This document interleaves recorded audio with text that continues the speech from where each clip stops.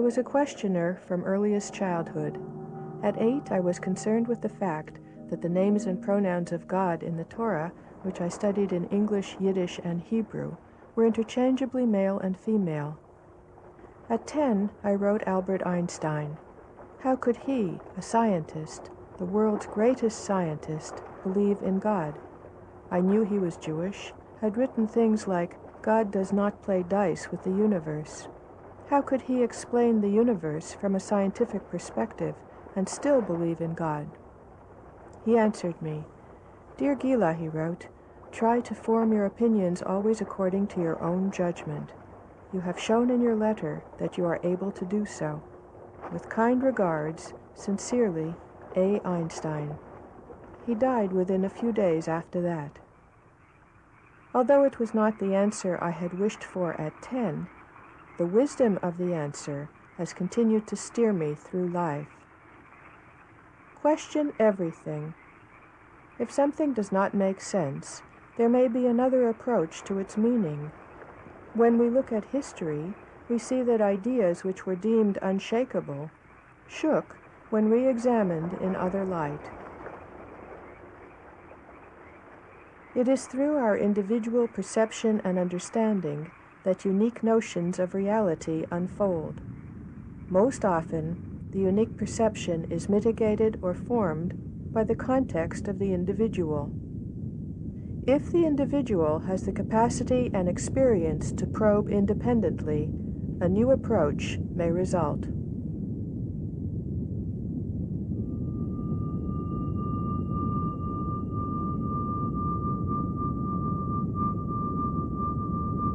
All characters were originally signs, and all signs were once images.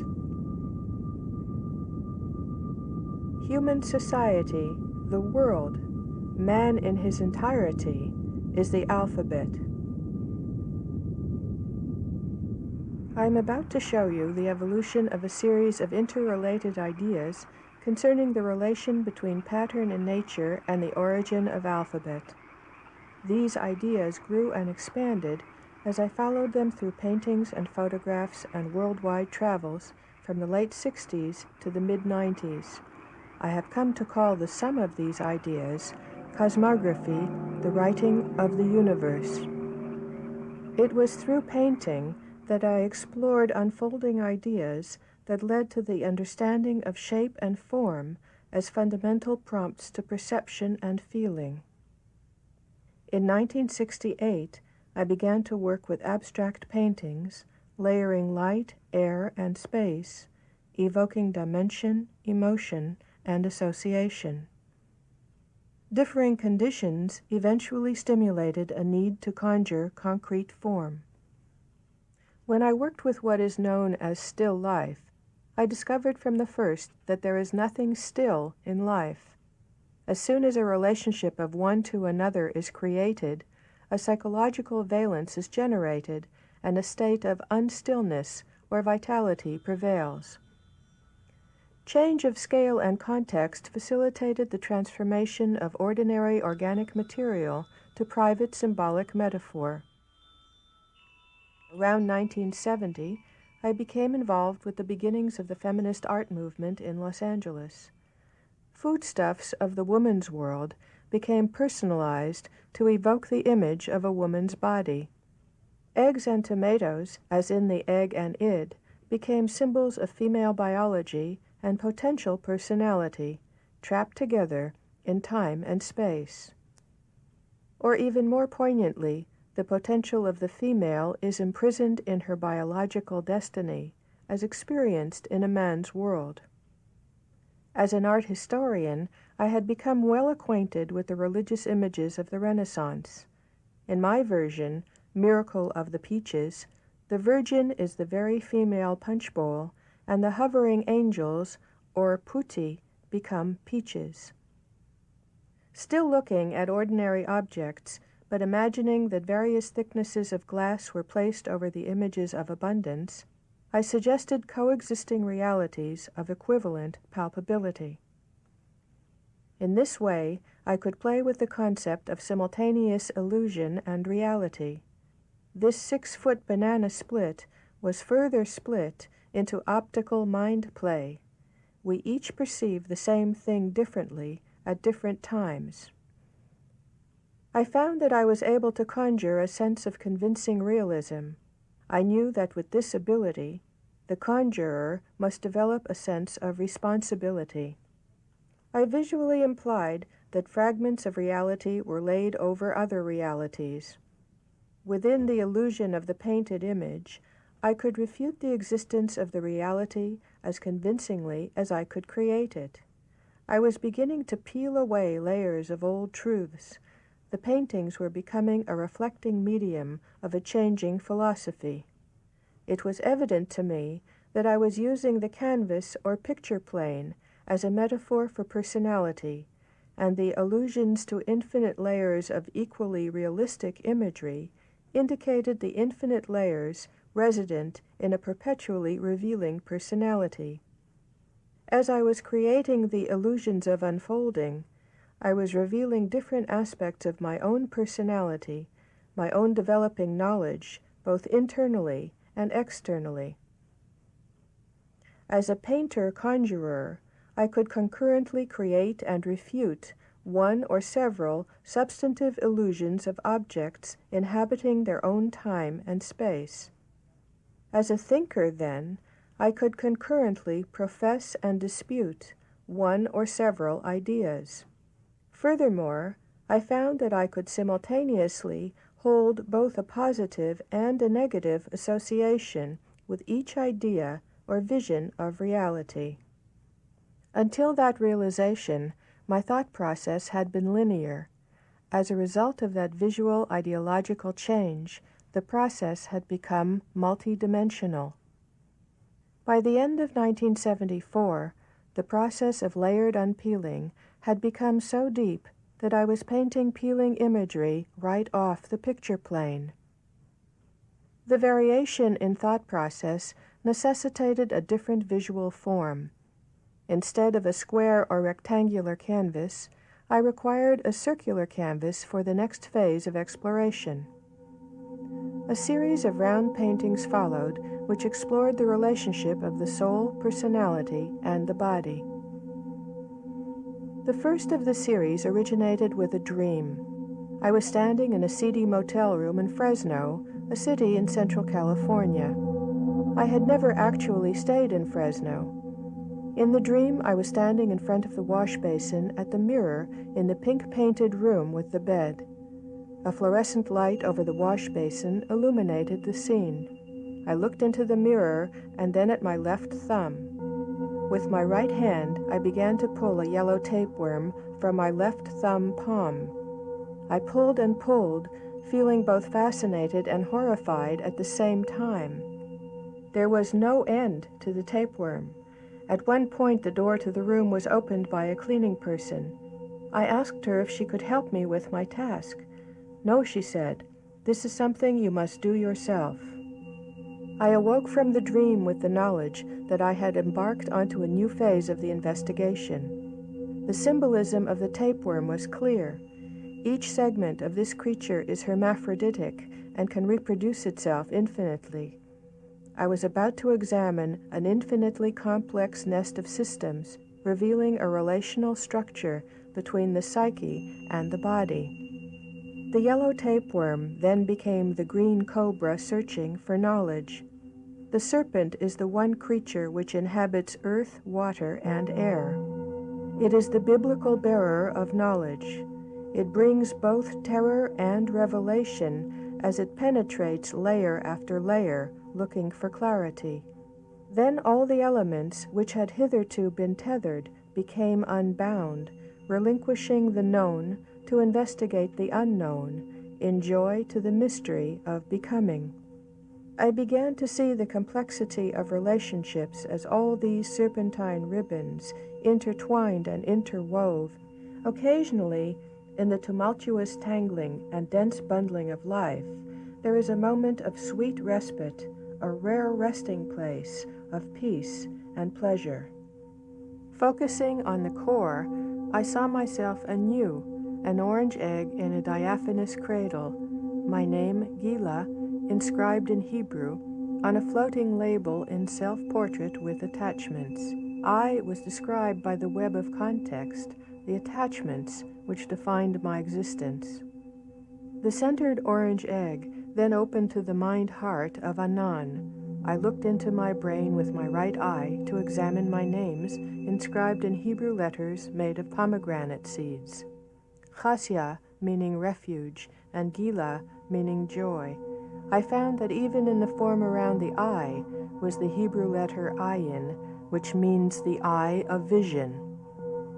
The central circle, mind-brain, opened further in reconciliation. I wove the first letters, Aleph, Mem, and Shin, for the Hebrew words air, avir, water, mayim, and fire, srefa. The Aleph in central red X form, Aleph for air, Aleph which sounds so much like of life, Aleph, alive. The Mem in dark blue, Mem for mayim, water, mayim, moist mother's milk, mayim. Shin, Sin for srefa, srefa, the crackling of the fire, of life and death. I wove them together to reconcile myself, I, a person of the earth, with the other three elements. The central circle opened further in the next painting called Ein Sof. While this phrase in common Hebrew means no end, I learned subsequently that the Kabbalistic meaning of no end refers to the 10th or outermost ring of enlightenment, alluding to infinite realms of knowledge and wisdom. The Kabbalah, an ancient form of hermeneutic mystical lore, is concerned with the Hebrew alphabet as representative of images of cosmology, or states of consciousness of the universe. Each letter, individually and in specific combination, yields a different aspect of the infinite whole. In this image, the central circle opened to reveal the DNA helix, a metaphor of science describing life. In the following painting, The Duality of At-One-ment, I looked right into the DNA helix. The image within represents a relationship of two similar but different halves. I was convinced that in order for life to occur, a relationship of at least two elements had to be present. No life could exist in isolation. No vitality could exist without the tension inherent in relationship. In order to stimulate and maintain the balance, a fragile, sometimes tenuous, yet perpetually active tension had to be present. From the microcosm of the DNA to the macrocosm of human relationship, and beyond to the gravitational pull of suns and stars to planets, a delicate polarity of metabolic ratio must be maintained.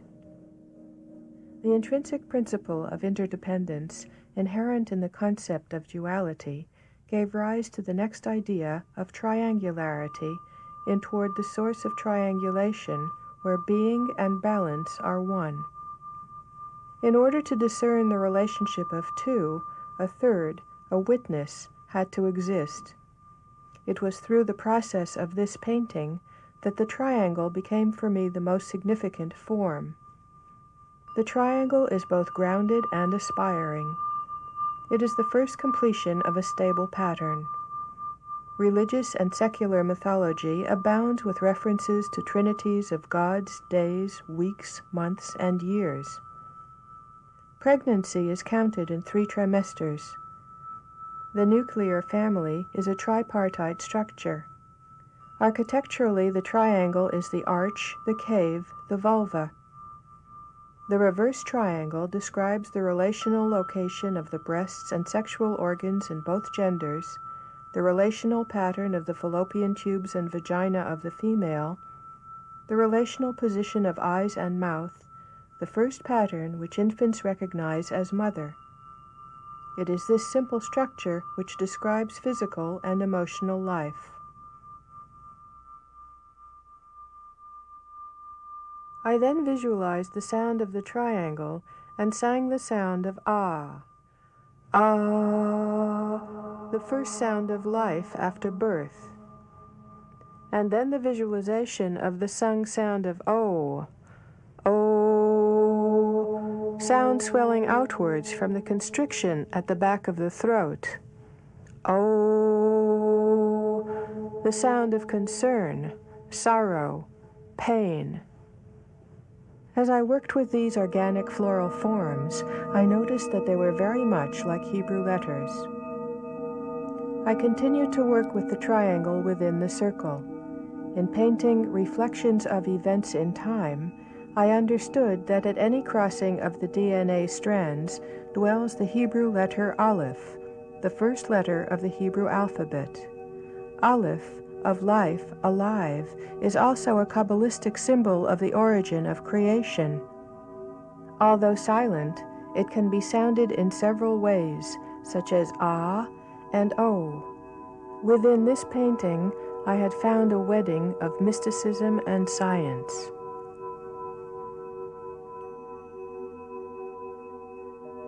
This recognition greatly accelerated my vision.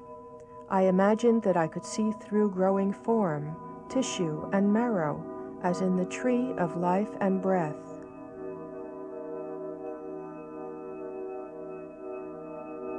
In 1979 and 80, I suffered an unexplained paralysis on one side of my body. I had 2 life-sized canvases made and worked within my own image, finding and describing areas which were almost terrifying to see. Yet I kept working, and after a year I had completed the 2 works. The first, Through Generation, eventually grew green, verdant, and healthful, replete with 12 seeds around the head, while Surge, painted over a full-length self-portrait, portrayed the regeneration of the spirit. The paralysis by then had vanished. Still internalized, the image then seemed to go underwater. Organic sea forms wafted through primordial depths. Marine moons turned into seeds and birthing forms. Hebrew letters, Aleph, Yud, Shin, He, can be found in the organic forms on the left and middle right. Various combinations yield the words for man, woman, fire, and God. Hence the title of this painting, From the Fiery Union of Man and Woman, Come Man and Woman. Still in the watery depths, I painted Emergence, which portrayed a large human-like form stepping forward from thickly massed weeds. In the summer of 1981, I began to spend long solitary sojourns in nature. I focused on an isolated pond.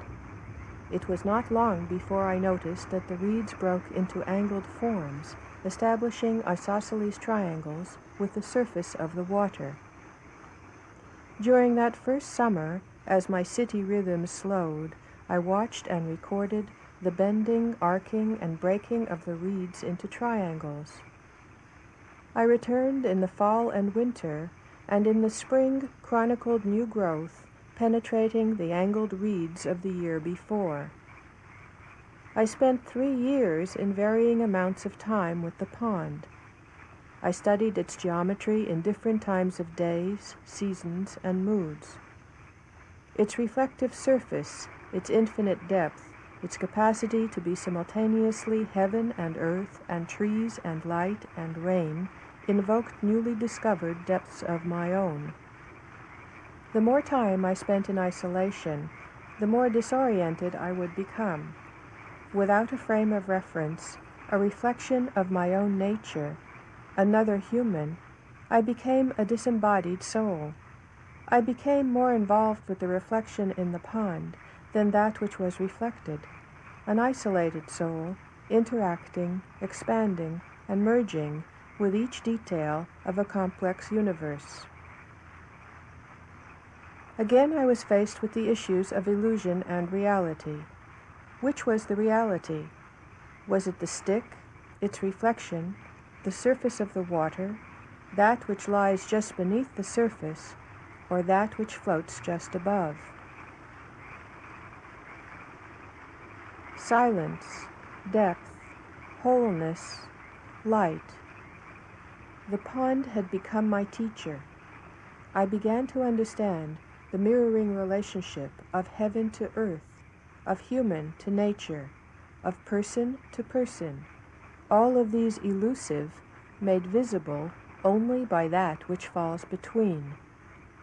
Floating leaves mark the reality of the invisible surface of the pond.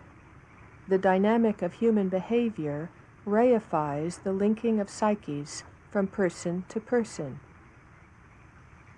In quiet, I painted 75 paintings of the pond. I knew it fully. In quiet, all is possible. Information can be absorbed, metabolized, linked. The pond, the point of focus for so long, became transformed into a portal into the mysteries of the land. In 1983, I began to scrutinize the land with the same quiet intensity with which I had embraced the pond. I felt that I had rounded a corner into light as I daily walked through the natural tunnel into the wilderness. The untrammeled paths and trails yielded confirming information. As I looked intensely at the land, I found the same geometric patterns which had so captivated me in the pond. In this 18-inch area of land, I was struck by the actual proximity of the triangles, arcs, and circles, straight line, and cross sticks forming an X. I painted beehive and rock vagina to scale. However, by this time, the seed of a growing idea had germinated. Since paintings can be interpretive and photographs indisputable, I decided to photograph my findings. I returned to the site over a period of a year and photographed the hole on the left as it kept changing in various light sources over time. It assumed the shape of a bird and later an animal.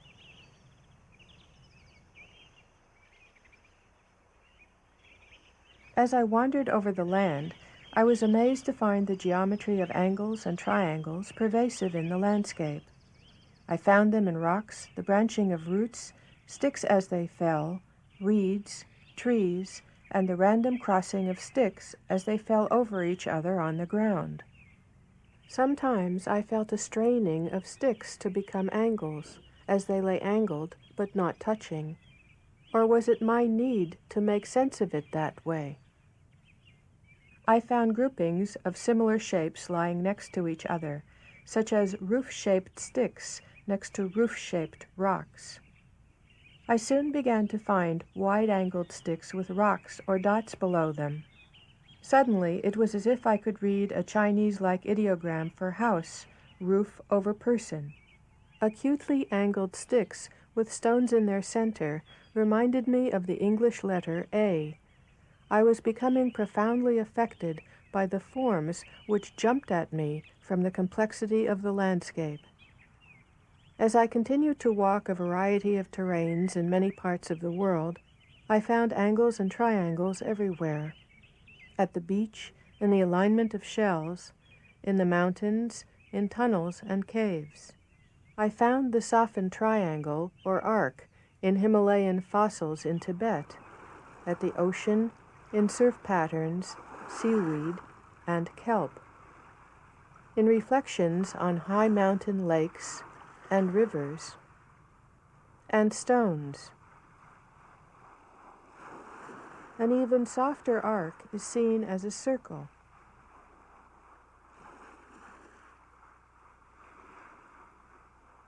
And spirals. Simple forms, alone or in combination, evoke elemental association, such as joined opposites or yin-yang. An explosive sense of growth, the tree of life, and that which has come to denote harmony. When conjoined, these simple forms evoke more complex, specific imagery, such as animals, porcupine,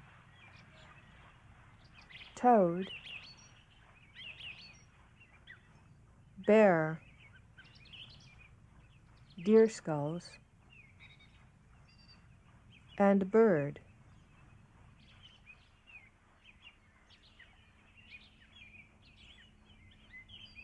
and rudimentary human form, such as male, female, birth, man,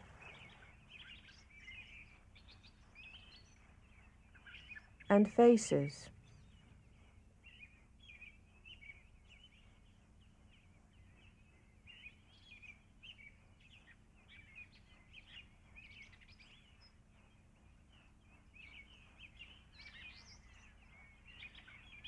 In high mountain wilderness, I began to sense a geometry of human emotion as I caught and painted illuminated incidents in nature. Something about these patterns triggered emotional associations and clear human reference, such as the vulnerability of nakedness. In the dark, dense forest, the tiny green shoot of hope, barely able to flourish, is yet courageous and dauntless. I was reminded of the electric drama of sexual attraction and the allegory of marriage, adjustments in time and light. In the wind they bend as one.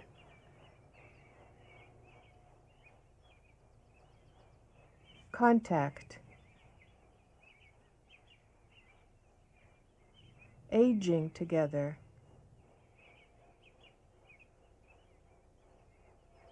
Heartbreak.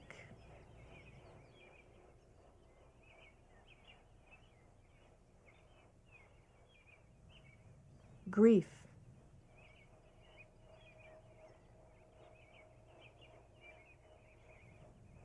Aloneness.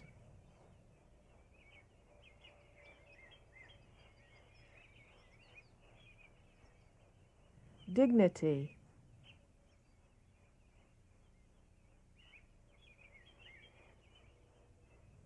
The struggle of life.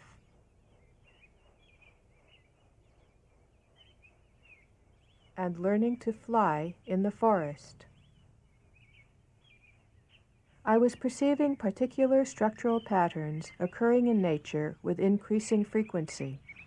This led me to believe that there is no randomness in natural pattern, that a grand design exists, and within it are configurations which become familiar with repeated recognition, and that something within me prompted my recognition of particular events in nature.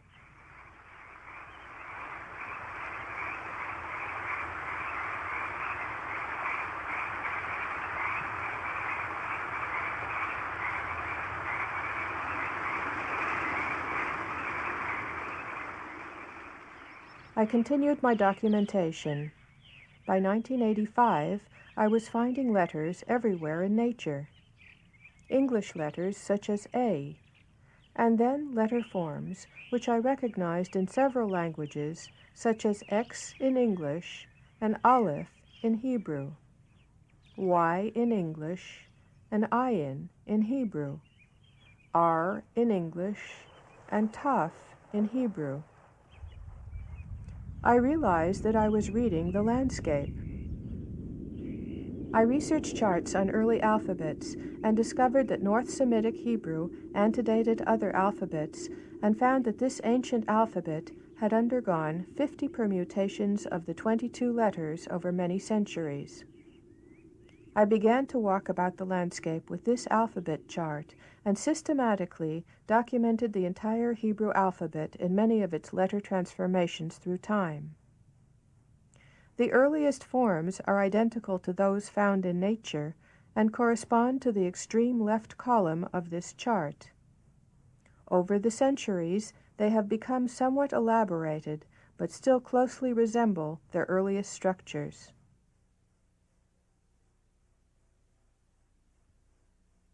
Tracing my own process, I had become convinced that as early man and woman walked their terrain, any terrain, their eyes peeled for food and foe, there were certain forms in nature that they, as I, noticed repeatedly. These forms affected them physiologically. Optical neural stimulation affected enzyme hormonal production, which changed the emotional state. I conjectured that the emotional affect was positive, since the act of noticing was repeated. With continuous repetition, these simple forms, which I began to call alphabetic morphology, became imprinted archetypally. Consequently, when the time came for the formation of alphabet, these were the forms that were chosen universally. Form evokes feeling. Feeling conjures metaphor. Metaphor demands expression.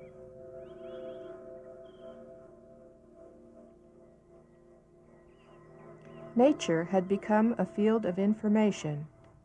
In time, I found sequential examples of the entire Hebrew alphabet in many of its permutations. Earliest forms reappeared as various letters in this alphabetic history. Aleph.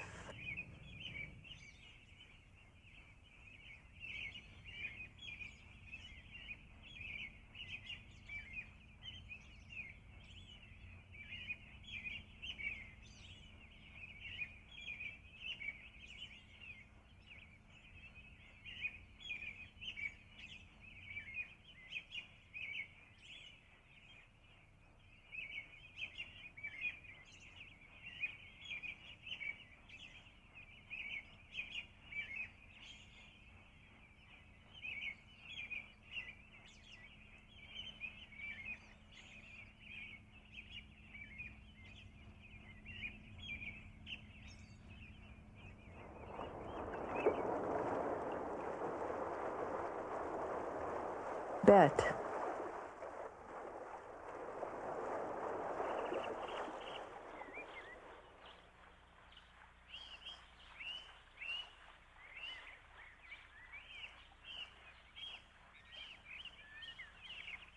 Gimel.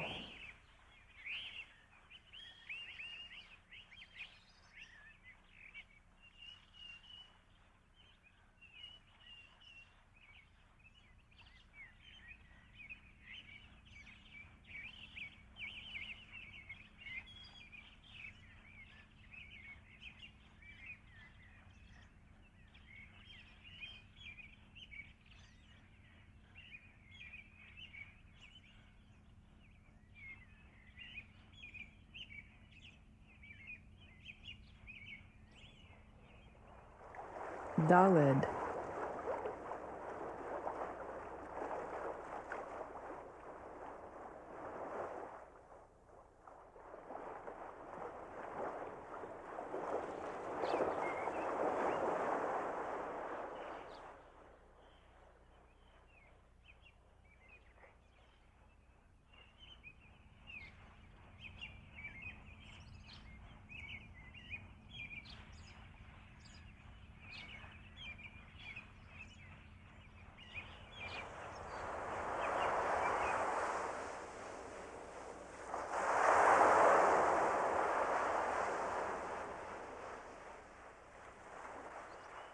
Hey.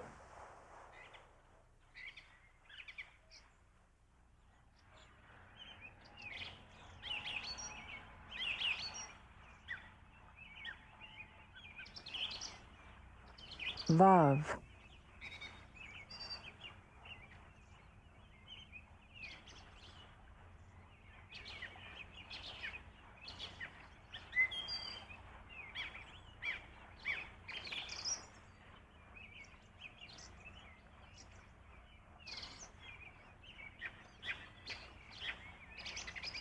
Zion.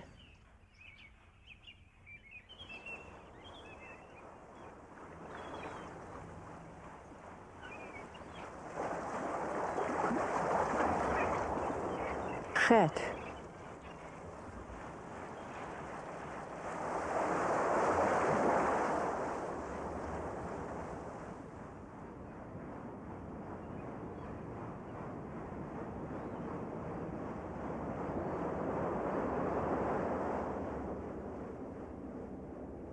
Tet.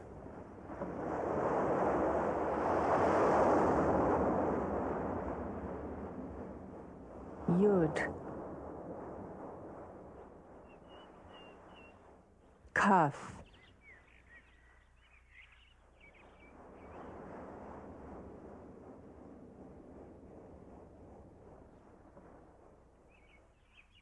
Lamed,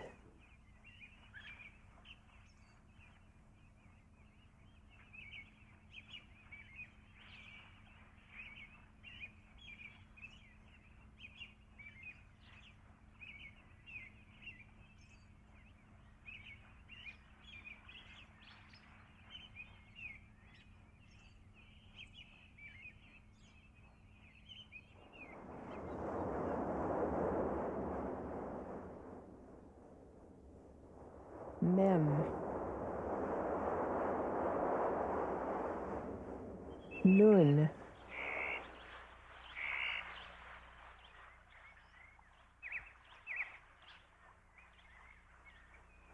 Samech,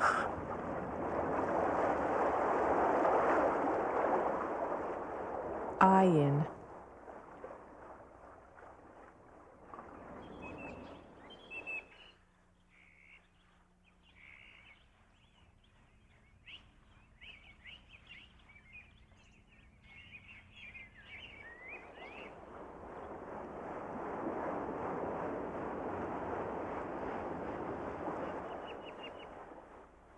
Pei,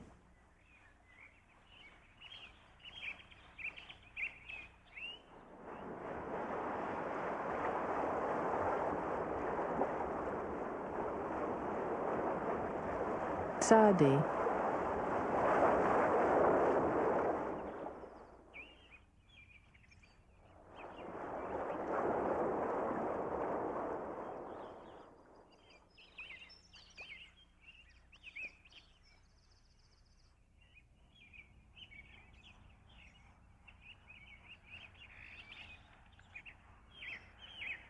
Kof,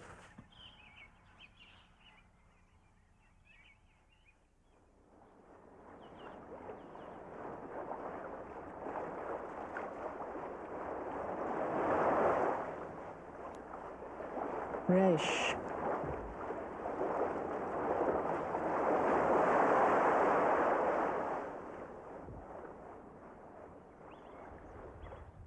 Shin,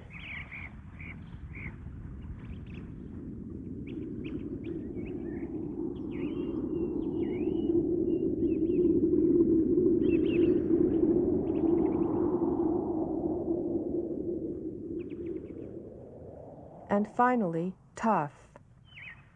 The first form of the last letter of the Hebrew alphabet is identical to the last form of the first letter of the Hebrew alphabet, Aleph. The form is a crossing of two strands, a cyclical repetition, extension of itself. Is this not the essence of genetic transference?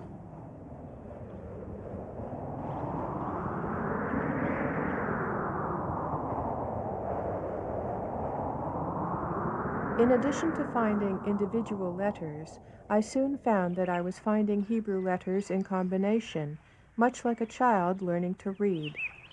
At first simple constellations, which made no sense, then, reading from right to left, actual words, like Ir, meaning city,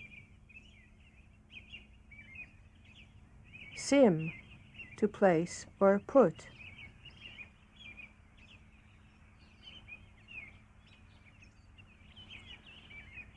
David, meaning beloved, and then, to my astonishment, found in root patterns in the mountains of northern Canada the Hebrew word at, meaning the female pronoun you. With a dot vowel, this can also be read as ot, the word for letter, comprised of aleph on the right and taf on the left, the first and last letters of the Hebrew alphabet. At that point, I believed that I had isolated 5 shapes which are consistent throughout the evolution of alphabetic form. These shapes are found internally in physiological structure and process, and are rediscovered externally in natural events. The line, as found in a portion of a stick, horizon, upright or prone human. The angle or triangle, as found in the branching of trees and the shapes of mountains. The circle, spiral, and a portion of the circle and spiral, which are elaborations on the arc, as found in the sun, moon, circumference of bloom, seashells, and half moon. The meander, as found in roots, river patterns, and movements of snakes, and the random crossing of lines, such as sticks creating an X. With these 5 forms in mind, I investigated all alphabets, starting again with the Hebrew alphabet, the original point of discovery. As I researched charts, I found that archaeological dates varied and that the forms I had photographed in nature were used as early as the 13th century BC, when Old Hebrew was also called Etruscan or Phoenician. The relation between hieroglyphs, generally dated around 1500 BC, to the development of alphabet continued to perplex me. A possible explanation presented itself as I examined several hieroglyph to alphabet charts. The link was the representation for fish. In one chart, the fish, in Hebrew dag, was in the 4th position for the letter Daled or D, while in the later chart it had lost its importance and the new D word was Delet for door. I conjectured that a lifestyle shift had taken place. One's own door had assumed priority over the nomad's perpetual hunt for food. Fish had been dropped to the letter N position, a pictorial synonym for snake, or nachash. I examined the remaining hieroglyphs to see whether and in what position they occurred in the first true alphabet, while objects and implements of domestic use were variously and randomly assigned. Body parts, hand, palm, eye, mouth, head, tooth, joined by mark and water, retained both their form and position from the hieroglyphic sequence into the first and subsequent ancient Semitic alphabets. The shapes used to represent these early pictures were configured from the 5 fundamental forms.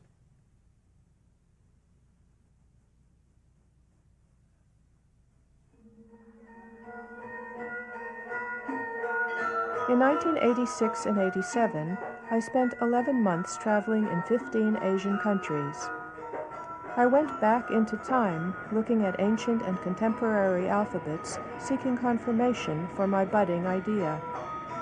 I also examined cultural traditions of form, symbol, ritual, family structure, societal goals, as well as that which was considered sacred. It was not in the temples of religion, but in the temple of mind that I found some answers. As I crossed from border to border, I found that belief systems changed entirely. In one culture, one hoped for several husbands, in another, several wives. In one valued sons, in another, daughters. In one, heterosexuality was the norm, while in another, homosexuality was encouraged. Each time I crossed a border or traveled 50 miles further, all the gods changed. I understood then that belief systems are random, contextual, and convenient in culture, family, and the individual. It became apparent that that which constitutes joy is culturally determined, but grief is experienced universally in the same way and is catalyzed by separation, abandonment, and loss of contact. It was at Ajanta, in the earliest Hinayana Buddhist cave, that I emotionally understood the significance of the huge stone stupa, signifying the figure of the Buddha. The proportions of the stupa within that enclosed space were perfectly calculated to evoke the figure of the great teacher of compassion. Form evokes feeling. Feeling conjures metaphor. Metaphor spawns idea. Idea demands expression. As the cave evolved into the temple, the figure of the Buddha was extrapolated from the symbolic form. Divinity becomes humanity, and spirituality resides in behavior. We yearn for contact, since we can only recognize our divinity in the reflection of others. Meanwhile, I continued my alphabetic quest. Outside Benares, in Sarnath, history began to clarify in the archives of the Central Tibetan Institute. What I discovered confirmed all I had hoped for and more. The earliest alphabet, that which echoed natural form, variously called Phoenician, Old North Semitic, Early Semitic, Old Hebrew, Aramaic, came down through time and culture to AD and split into two, one track going to Europe, becoming more angular in form, and developing into Greek and the languages of the West, while the other moved east to Asia, becoming softer, more lyrical in shape, and evolved into Brahmi. Brahmi traveled north and became Gupta in Mongolia, and later the language of Tibet. And as Brahmi developed into the languages of the south and east, the letters became even rounder, still based on the natural forms of the earliest Semitic alphabet.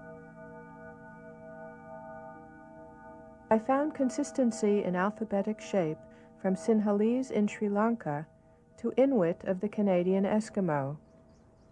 The three alphabets of Japan, here echoing root patterns they describe, ancient and more recent Chinese, as well as found Chinese written in roots in northern Canada, reading both and human heart.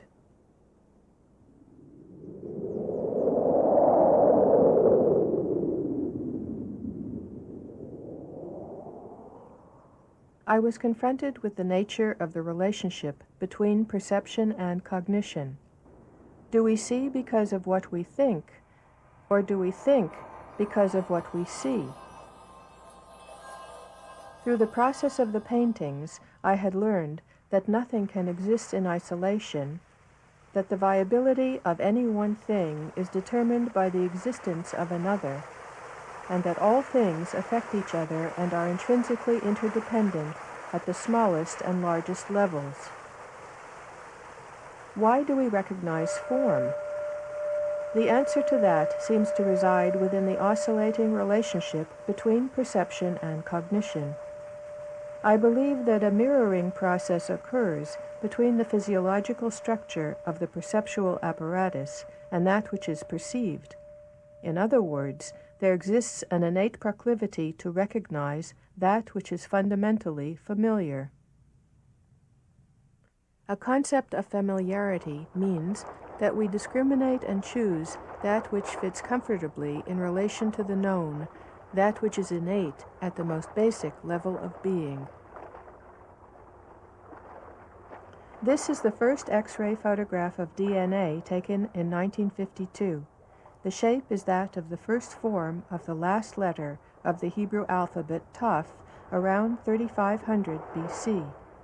The embellished X is the last form of the first letter of the Hebrew alphabet Aleph, a cyclic repetition extension of itself. Is this not the essence of genetic transference?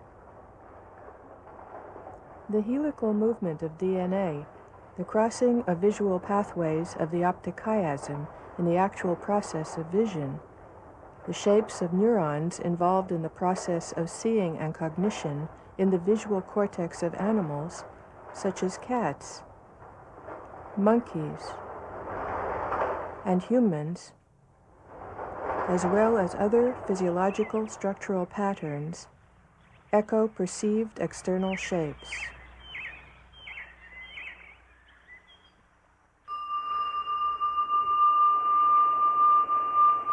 In its variety and consistency, nature is magical.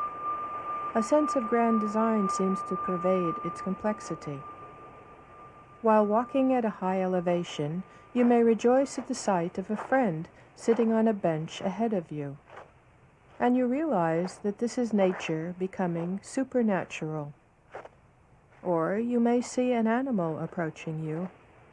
Astonished, perhaps afraid with awe, you will again recognize nature in its supernatural form. Surely this is the art of a conjurer. The Hebrew word morah means both terror and revelation. The Hebrew homonym of morah means teacher. The root of the word morah is or, meaning light, and from it are derived the verbs to see, to illuminate, and to reflect. The Kabbalah suggests that Adam was created as the shadow of the reflection of the substance. We are all part of that same substance. Our shadows are significant details in the grand design. Our physical structures echo those of nature. Our perceptual patterns are rooted in natural patterns. As we return to the earth, we become the spirits in the trees, dust motes illuminated in light, reflecting light in space.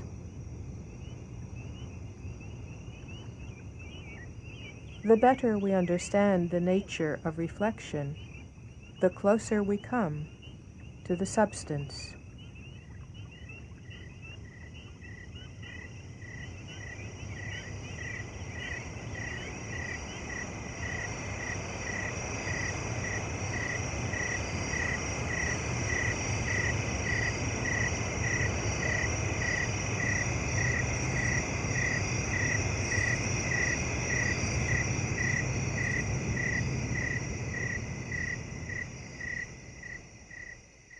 Various ancient traditions of healing focus on form evoking feeling.